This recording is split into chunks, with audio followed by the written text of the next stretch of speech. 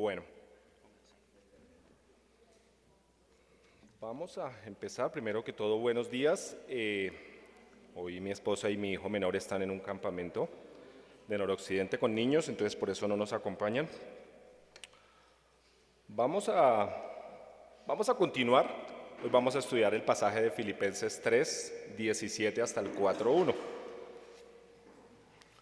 Y por lo que vi en el cronograma que tienen ustedes de enseñanza, esta va a ser más o menos la 9ª enseñanza que vamos a ver del libro de Filipenses. Y a modo de introducción podemos recordar que Pablo escribe a la iglesia que está en Filipos con el principal objetivo, o con uno de los objetivos, de agradecer por todas las ofrendas y por el cuidado que ellos han demostrado. También es interesante recordar que Pablo está en la cárcel. Está posiblemente en auge la persecución que Nerón desató contra la iglesia. Si han visto algunas películas o han leído algunos textos acerca de eso, dice que Nerón ordenó que los cristianos fueran echados a las fieras y fueran quemados y fueran asesinados. Pues ese es el contexto en el que Pablo está escribiendo esta carta. Pero es a la vez notorio que Pablo, el tema transversal o el tema que atraviesa toda la carta es el tema del gozo, ¿sí? Se llama la epístola del gozo, la llaman algunos porque habla de gozo, pero si lo ponemos en el contexto de que la iglesia estaba siendo perseguida, había peligro de muerte para los creyentes, estaban siendo perseguidos y Pablo les habla de gozo, pues es interesante. Y con eso Pablo pretende enseñarnos que el gozo del creyente no está basado en las circunstancias que le rodean. El gozo del creyente debe estar basado en el Señor. En eso debe descansar nuestro gozo, no en las circunstancias. Las circunstancias cambian, ¿cierto? Hay días soleados y bonitos y hay días lluviosos. Hay días que las circunstancias son muy buenas y agradables para nosotros porque nos aumentan el sueldo o nos sale positivo o más bien negativo el resultado del examen y todos estamos felices. Pero hay días en que las cosas son muy difíciles y podemos perder el empleo o podemos resultar que estamos en medio de una enfermedad. Pero el gozo del cristiano, una vez más, se basa en el Señor y no en las circunstancias que le rodean. El texto específico de hoy es Filipenses 3, 17 hasta el 4:1. Se los voy a leer. Yo uso la Nueva Traducción Viviente. Si usted quiere seguirme ahí, por favor, o quiere escucharme, porque a veces nos sucede que buscando como que nos perdemos en qué versículo va cada uno. Filipenses 3, 17.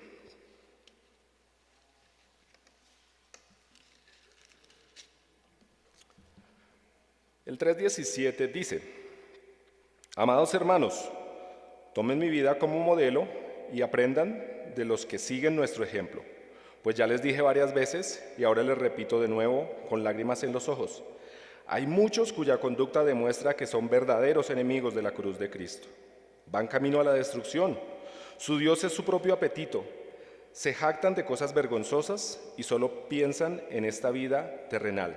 En cambio, nosotros somos ciudadanos del cielo, donde vive el Señor Jesucristo.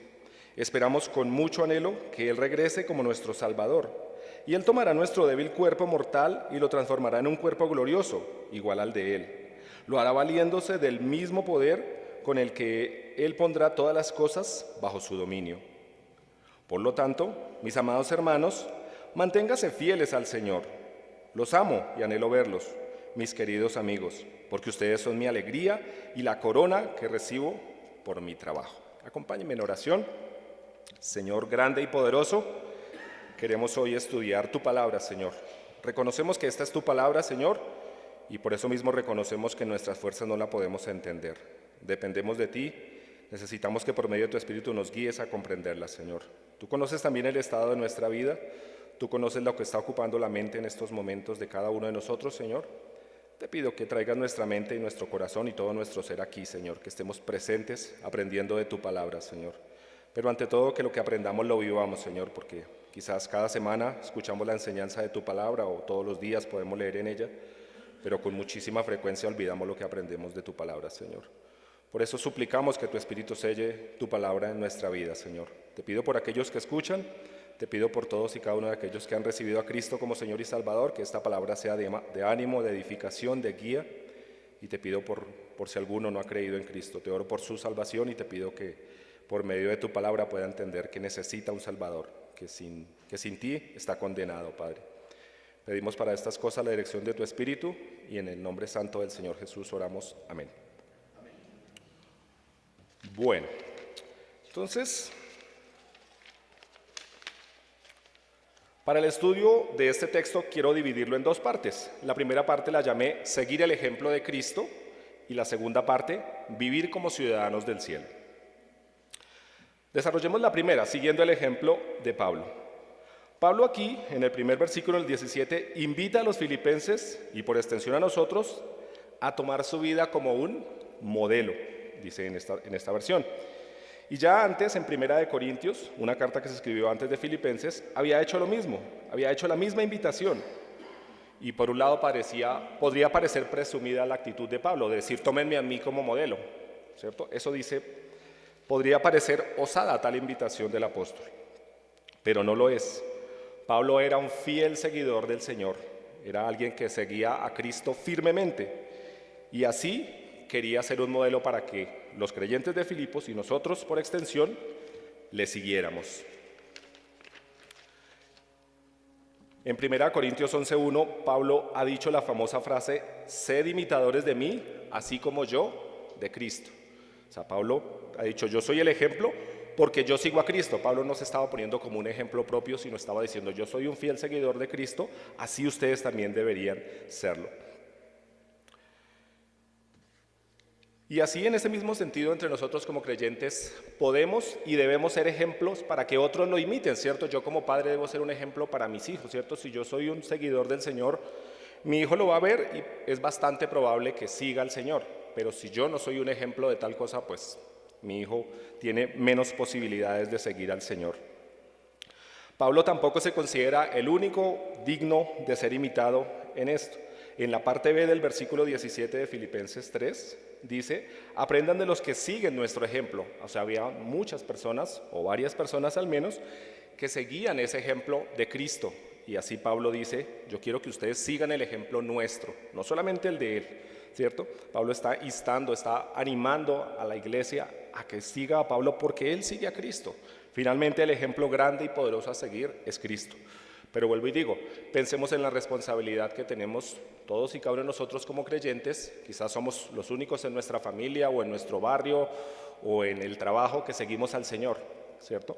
Y podemos ser un ejemplo, podemos ser imitadores de Cristo para que los demás que nos rodean puedan imitar al Señor. Si miramos el contexto anterior del pasaje de este texto que estamos estudiando hoy, al principio del tercer capítulo, como en el versículo 2, Pablo está hablando de unos personajes que llama despectivamente perros. No sé si en la Reina Valera dice, en esta versión dice, cuídense de esos perros. ¿Y a quién se refiere? Creo que ustedes ya estudiaron este tema, pero quisiera resaltarlo para darle contexto a lo que estamos hablando. Habla de los judaizantes, los legalistas. Aquí en los versículos 18 y 19 de Filipenses 3, los que estamos estudiando hoy, parece aludir a otros personajes, no a los mismos. Dice que arrancan lágrimas por ser enemigos de la cruz. O sea, Pablo amaba al Señor, a su palabra, al ministerio, a la iglesia, y su corazón se dolía y le arrancaba lágrimas ver que había gente que era enemiga de la cruz de Cristo, que parecía seguir a Cristo, pero finalmente eran enemigos de la cruz. Dice que esos personajes tienen como Dios a su propio vientre, dice en Reina Valera, o en esta versión dice a su propio apetito. Y no se refiere solo a que viven en pro de las comidas, no eran unos gorditos que les gustaba comer mucho y seguían la comida, no se refiere exclusivamente a eso. Lo que está queriendo decir con esto es que son llevados por toda clase de deseos, son arrastrados por sus propios deseos, o sea que son sensuales. Y cuando dice sensuales no se está refiriendo a un sentido sexual meramente, sino sensual es algo que se refiere a los sentidos. Estos personajes eran arrastrados por sus propios deseos, esa vida vivían una vida liviana delante del Señor. Dice que presumían de cosas vergonzosas. O sea, en vez de sentir vergüenza por hacer cosas malas, lo que ellos hacían era que se enorgullecían, se mostraban orgullosos de hacer lo que hacían. Dice que solamente piensan en cosas terrenales. Creo que dentro de este capítulo 3, Pablo puede llevarnos, o nos lleva más bien a notar esos extremos que rodean a veces la iglesia. Más o menos, o los definimos actualmente como el legalismo y el libertinaje. Creo que es una lucha constante entre algunos que quieren dar más normas que lo que la Biblia dice, y eso es el legalismo, es poner normas más allá de las que Cristo dio, decir que ciertas cosas son malas cuando la Biblia no las llama malas necesariamente. Esos eran los judaizantes, que son los que Pablo define en los primeros versículos del capítulo 3. Y el otro extremo es el libertinaje, es tomar como excusa la gracia del Señor y vivir una vida sin reglas. Los libertinos dicen: Cristo ya pagó, la salvación no es por obras, es por gracia únicamente, entonces yo puedo vivir como sea, ¿cierto? En esos extremos se ha movido la iglesia y se mueve en todo tiempo. Miremos un momentico Gálatas 5:13, por favor, ahí atrás.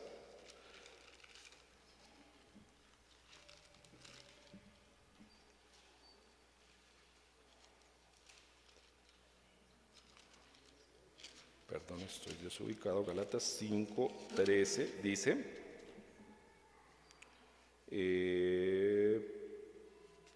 Gálatas 5:13, pues ustedes, mis hermanos, han sido llamados a vivir en libertad, pero no usen esa libertad para satisfacer los deseos de la naturaleza pecaminosa. Aquí Pablo condensa los dos extremos. Dice: ustedes han sido llamados para vivir en libertad.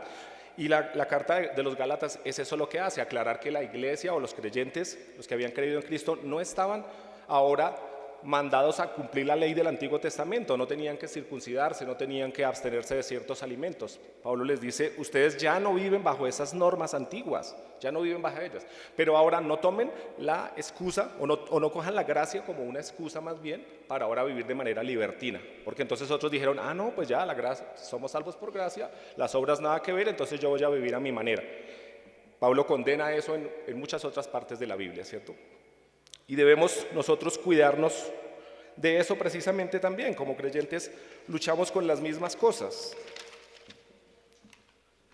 Creo que aquí podríamos tomar una aplicación práctica a nuestra vida.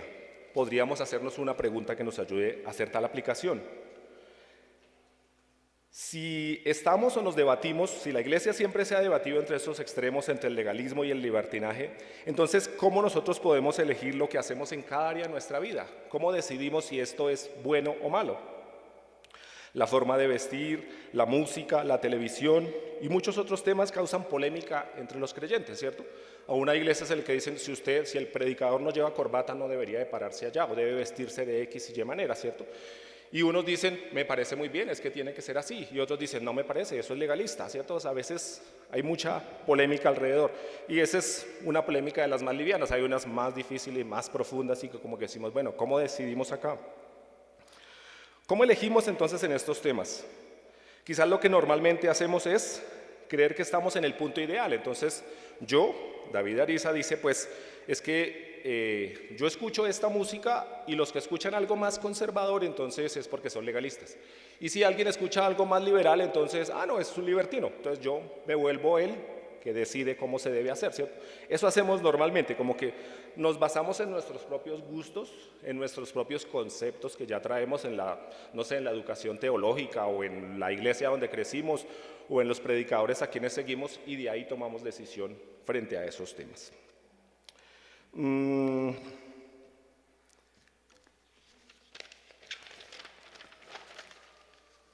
Pero si esa es la norma que se utiliza o que utilizamos cada uno de nosotros, pues es fácil ganar siempre, ¿cierto? Porque entonces yo soy juez y parte de la decisión.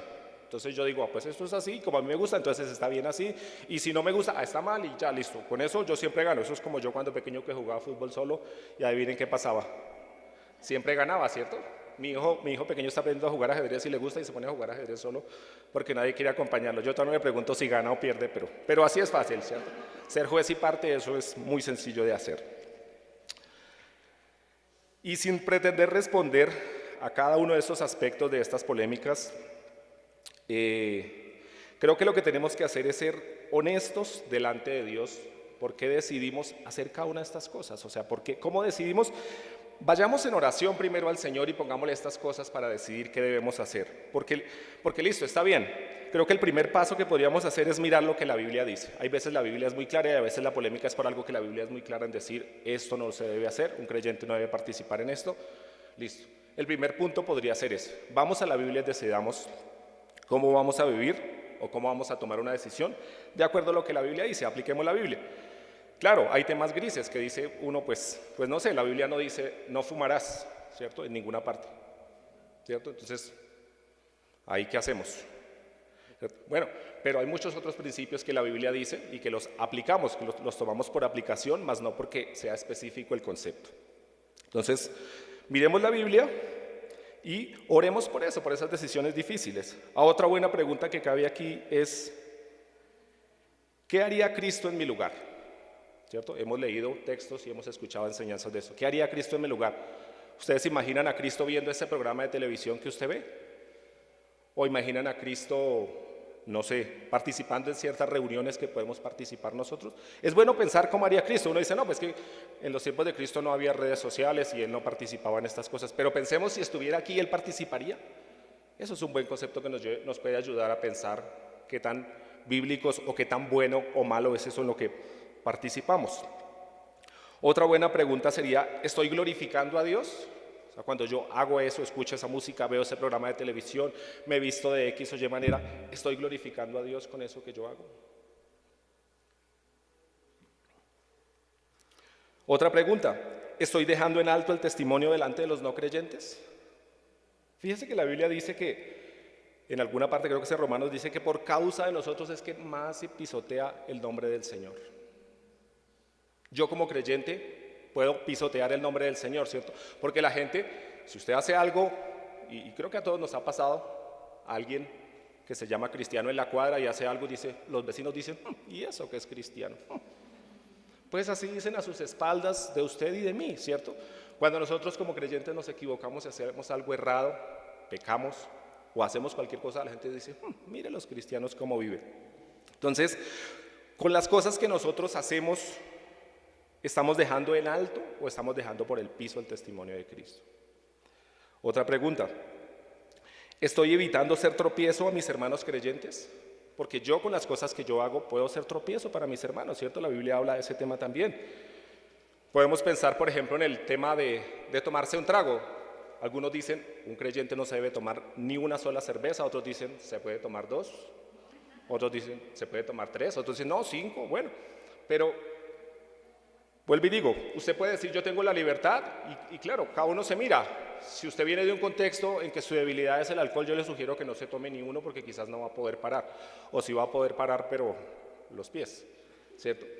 Entonces, si usted sabe que es débil en esa área, por favor, no lo haga. Pero puede ser que usted es fuerte a ese tema, usted dice yo me tomo 1 o 2 cervezas y paro. Listo, estoy en un asado con unos amigos, estamos en una reunión familiar, yo recibo 2 cervezas y digo no recibo una más y ya. Listo, está bien. Pero también tenemos que pensar como creyentes si puedo ser tropiezo a otro, ¿cierto? Si en mi familia hay alguien que está queriendo dejar el trago o si, no sé, otro creyente va a saber que yo recibo y él dice, pues si este que es creyente recibe maduro, este creyente maduro recibe, pues yo también voy a tomarme una, ¿cierto? En muchos de esos aspectos podemos ser tropiezo para los hermanos. Y la Biblia nos manda a ser guarda de nuestro hermano. Y eso es ser guarda de nuestro hermano. Pensar en su debilidad, pensar en él también, ¿cierto? Entonces, quizás esos aspectos, vuelvo y digo, no quiero, si me paro a hablar de esas cosas, no quiero polemizar y decir lo que yo creo es importante para mí, pero no necesariamente. Yo no, en esos conceptos nadie, ni Santiago, ni los líderes de la iglesia le pueden decir a usted específicamente que hagan algunas cosas, ¿cierto?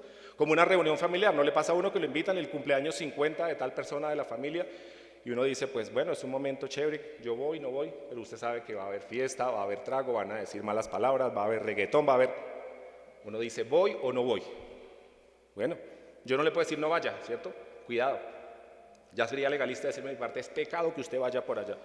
Pero vaya con la firmeza de lo que va a hacer, vaya con la convicción de decir, quizás va a haber un espacio de hablar. A mí me ha pasado eso, ¿cierto? A veces comparto con mi familia no creyente y en un ambiente feo, pero en algún momento le preguntan, bueno, ¿y usted por qué no se toma una cerveza, ¿cierto?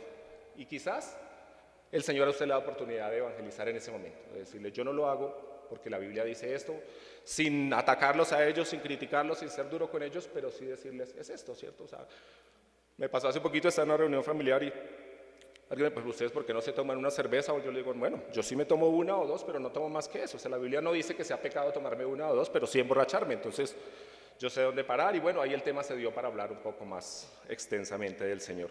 Pero no siempre es así, uno a veces va allá y el ambiente es tan terrible que usted dice, no, yo vine, estoy en el lugar equivocado, no debía haber venido. Entonces creo que es muy importante orar previamente ante cada una de esas cosas, estar dispuesto a decir, si me toca irme a la medianoche, me voy a la medianoche porque esto se puso terrible, ¿cierto? Pero vuelvo y digo, nuestro objetivo es tener en cuenta al Señor en ese momento, a lo que dice la Biblia, a lo que el Señor me mostró en oración, tener en cuenta a los no creyentes que están alrededor, tener en cuenta a los hermanos creyentes que van a estar allí.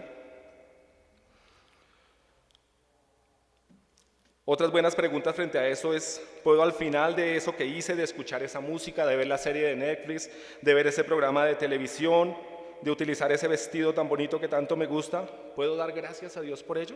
¿Puedo en oración decir, Señor, gracias por haber ido a ese lugar, por haber compartido con esa persona? ¿Yo puedo dar gracias a Dios? ¿Tengo paz en mi corazón y puedo decir, Señor, gloria a ti por ese momento? ¿O no? ¿Cierto? Creo que son cosas que nos ayudan a mirar. Vuelvo y digo, la Biblia no es clara en algunos puntos y se quedan en el área gris que son tan difíciles. Pero hay muchos aspectos que podemos hacer y es llevarlo con honestidad delante del Señor. Porque a veces nuestra respuesta es, no, la Biblia en ninguna parte prohíbe esto, ya, yo lo hago porque la Biblia no lo prohíbe, listo, usted me está juzgando, no me juzgue, esto es pecado, el pecaminoso aquí es usted por juzgarme y con eso salimos adelante. No, estoy discutiendo con un hermano y estoy ganando una discusión, pero la Biblia ¿qué me dice? Dios ¿qué me dice? ¿Cierto? Aquí finalmente el importante o el que legisla sobre nosotros es el Señor y a Él es que tenemos que tomar en cuenta en todas y cada una de esas decisiones. Avancemos al segundo punto, creo que vamos a terminar rápido. El primero era seguir el ejemplo de Cristo. El punto número 2 es vivir como ciudadanos del cielo. En el versículo 20, miremoslo nuevamente porque creo que ya se nos pierde. Primera de Tesalonicenses, espere que estoy perdido, Primera de Tesalonicenses 3, Filipenses 3, 17, perdón. El versículo 20 dice, en cambio, nosotros somos ciudadanos del cielo, donde vive el Señor.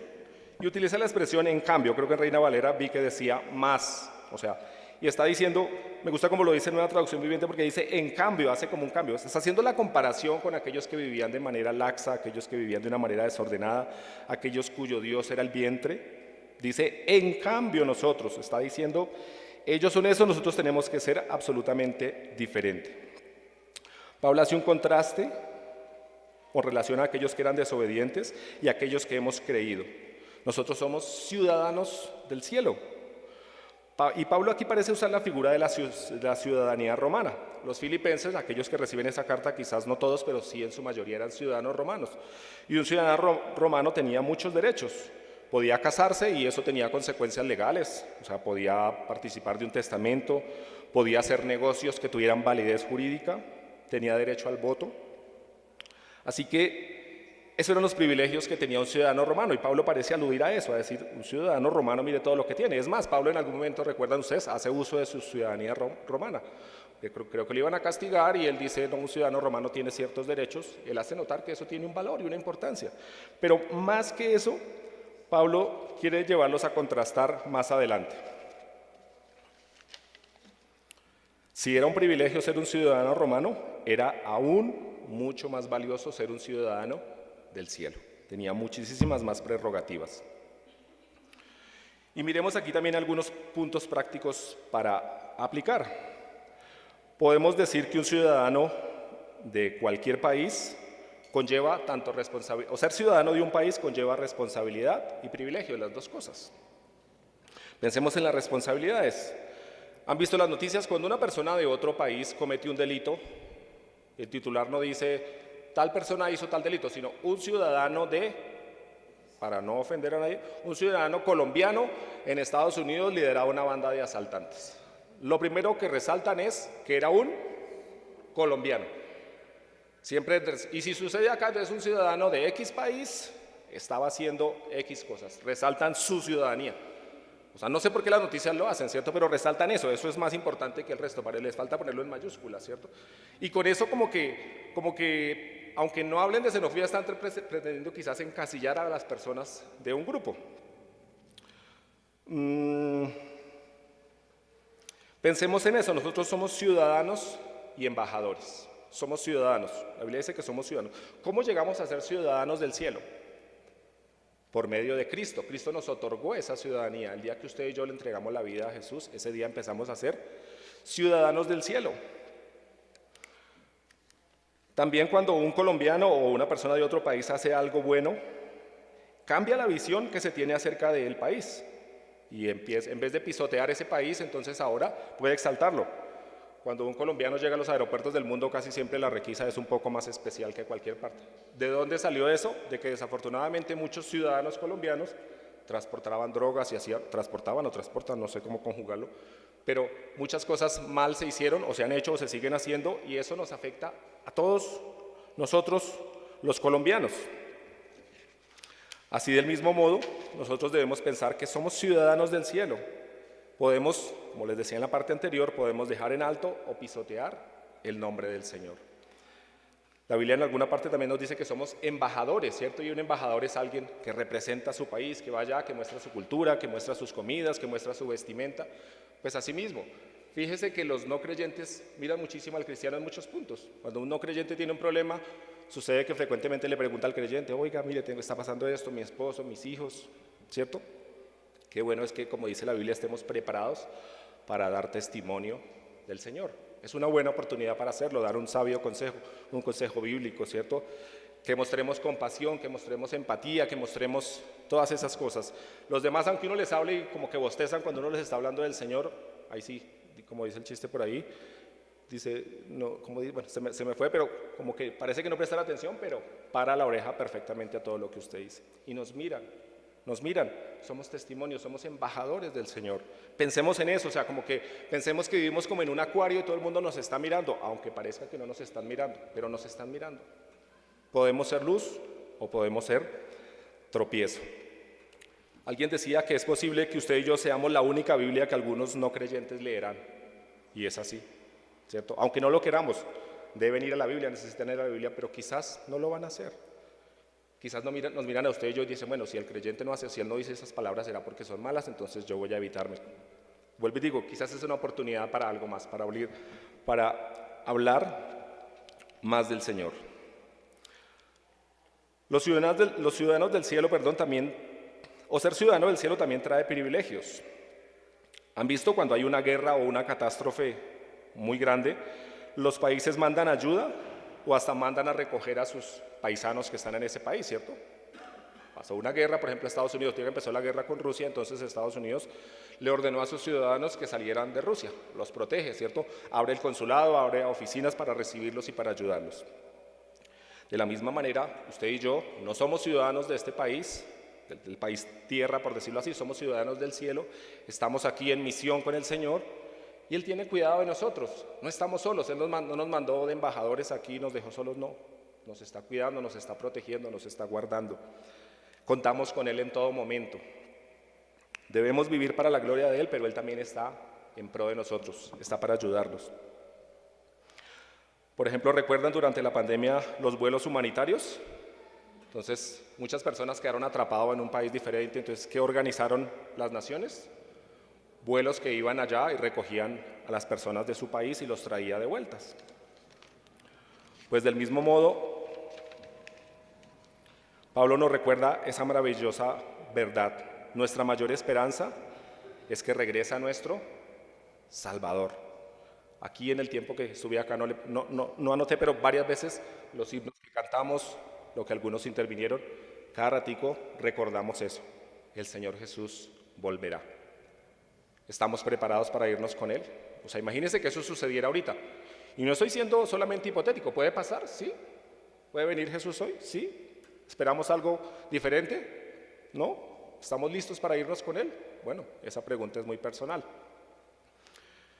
O sea, yo siempre como que con mis hijos tratando de ilustrarles esto les digo, es como si yo le dijera, de pronto vamos a salir de viaje en cualquier momento, tú debes estar preparado. ¿Y cómo estás preparado? Si es para un viaje, tienes que tener una maleta lista, ¿cierto? Con tus cosas personales y en el momento de emergencia, coges tu maleta y sales corriendo para el viaje. Como creyentes, ¿cómo estamos preparados? Estamos preparados viviendo para Él, básicamente, haciendo su obra, ¿cierto? En algunas partes de la Biblia hace notar que cuando Cristo venga podemos pasar momentos de vergüenza, ¿cierto? Porque Cristo sabe qué estamos haciendo y qué no estamos haciendo. Otra vez la pregunta, ¿estás preparado para el momento en que el Señor Jesús regrese? ¿Estás listo? ¿Estás viviendo para Él? ¿Estás preparado?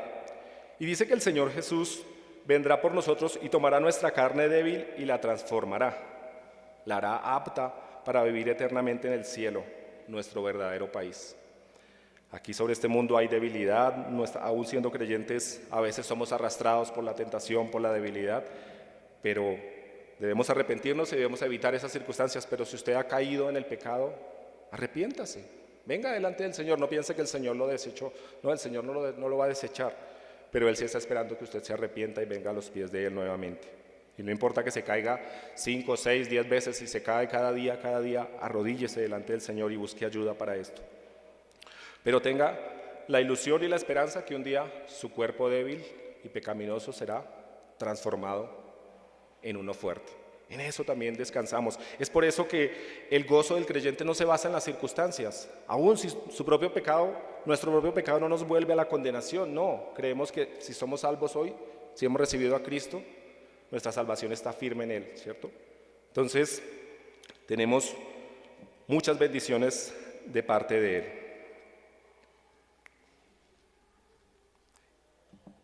Y aunque ya fuimos hechos ciudadanos, ya hoy en día, si usted y yo somos creyentes, ya somos ciudadanos del cielo, ya nuestra cédula, aunque diga Colombia ahí en letras invisibles, o quizás en la nueva cédula digital va a decir ciudadano del cielo también, ya somos ciudadanos del cielo, no espere. Lo que falta es que nuestro cuerpo sea redimido. Dice, ni la muerte, ni la enfermedad, ni la vejez nos afectarán más. Y dice el pasaje que estamos estudiando que esto lo hará Jesús, o lo hará Dios, con su poder. Con el mismo poder que pondrá todas las cosas bajo el dominio, con ese mismo poder transformará nuestros cuerpos débiles. Usted y yo sufrimos porque viene la enfermedad, porque un día estamos bien, pero después nuestro cuerpo cada día sentimos más fatiga, cada día nos cuesta más ciertas cosas, empezamos a sentir dolencias, el pelo se nos vuelve blanco y muchas otras cosas pasan a nuestro alrededor, ¿cierto? Y está bien, cuidémonos, quizás en la alimentación, en el ejercicio, yendo al médico, haciendo todas esas cosas, pero es inevitable que la vejez venga. Va a venir, ¿cierto? La debilidad. Pero un día, cuando el Señor venga, todas esas debilidades nuestras desaparecerán. Nuestros cuerpos van a ser hechos perfectos nuevamente. Eso nos debe dar alegría y esos son los motivos de gozo, aún en medio de la dificultad, que esto es pasajero, ¿cierto?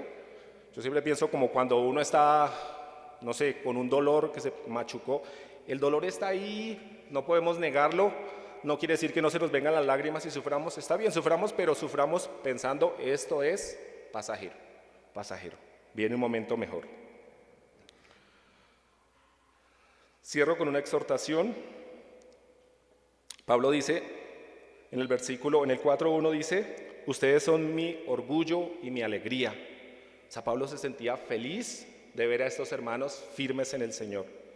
Y eso también debe ser motivo de alegría entre nosotros, alegrémonos por la firmeza del hermano. Y cuando el hermano quizás esté cayendo de su firmeza, ayudémoslo a fortalecernos. Otra vez, somos guardas de nuestros hermanos, debemos velar los unos por los otros.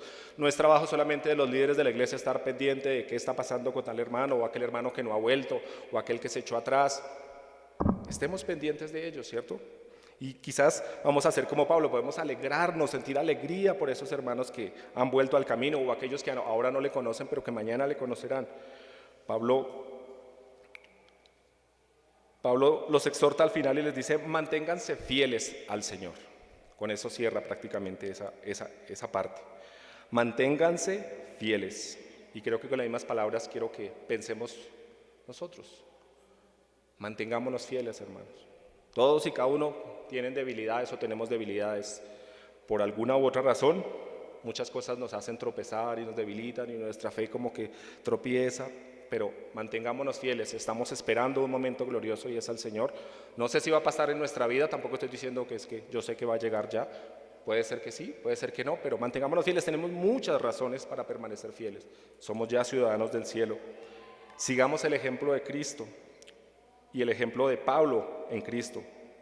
Vivamos como ciudadanos del cielo y mantengámonos fieles fieles al Señor, siempre, en medio de todas las circunstancias. Podemos gozarnos como Pablo en medio de eso. O sea, Pablo vivía en su mundo, agarrado de la mano del Señor, ¿cierto? Sin descuidar lo que pasaba a su alrededor. Pero es curioso que Pablo, en Filipenses, no hay ninguna exhortación acerca de lo que está pasando allá afuera, de que nos están matando, de que nos cuidemos, de que mire lo que está sucediendo. No, Pablo se mantenía firme en el Señor a pesar de todo lo que lo estaba atacando a su alrededor. Eso es un buen ejemplo, porque las circunstancias en todo momento cambian. O sea, aquí la economía de este país se está poniendo difícil, las enfermedades, el clima, tantas cosas pueden robarnos la paz. Pero una vez más recuerden lo que Pablo nos muestra: gozo sin importar las circunstancias. Acompáñenme en oración, por favor. Señor, eres grande, poderoso, Señor, recuérdanos eso siempre. Ayúdanos a ver que aunque las circunstancias cambien, tú estás bajo el control de todas las cosas, Señor. Queremos, como Pablo, Señor, mantener la firmeza y la alegría en medio de dificultades y circunstancias adversas, Señor. Tú conoces cuán débiles somos, con cuánta facilidad tropezamos y caemos, con cuánta facilidad dudamos, con cuánta facilidad peleamos contigo porque no haces lo que nosotros creemos que es lo mejor. Te pido que nos perdones, Señor, porque eso simplemente se llama falta de fe en ti, Señor. Ayúdanos a creer que estás ahí, Señor. Ayúdanos a vivir como ciudadanos del cielo.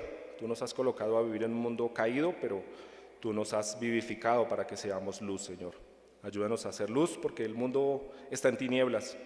Ayúdanos a ser santos porque el mundo aborrece la santidad. Por favor, ayúdanos a entender que somos instrumentos en tus manos, que estamos aquí, pero que un día seremos llevados al cielo. Y ayúdanos a mirar la esperanza más gloriosa que tenemos, y es que un día Cristo volverá. Un día las cosas como las conocemos serán transformadas, Señor, y ese será un motivo de gozo grandioso, Señor. Pero ayúdanos a verlo desde ya, a no esperar solamente ese momento para alegrarnos, sino vivir con la alegría de que todo está preparado y que desde ya podemos vivir como ciudadanos del cielo. Gracias por ese lugar que has preparado para que vivamos. Anhelamos ser transformados y vivir en ese lugar eternamente contigo. Y anhelamos también que otras personas te conocen, Señor. Tú miras los corazones y tú sabes si alguno de los que está reunido, alguno de los que está conectado, no te ha recibido, Señor. Te oro por su salvación. Te pido que así como el Evangelio un día resplandeció en la vida de nosotros, también resplandezca en la vida de él o de ella, Señor. Gracias por tu amor y te suplicamos que nos ayudes a permanecer firmes en Cristo. En el nombre de él te lo pedimos. Amén.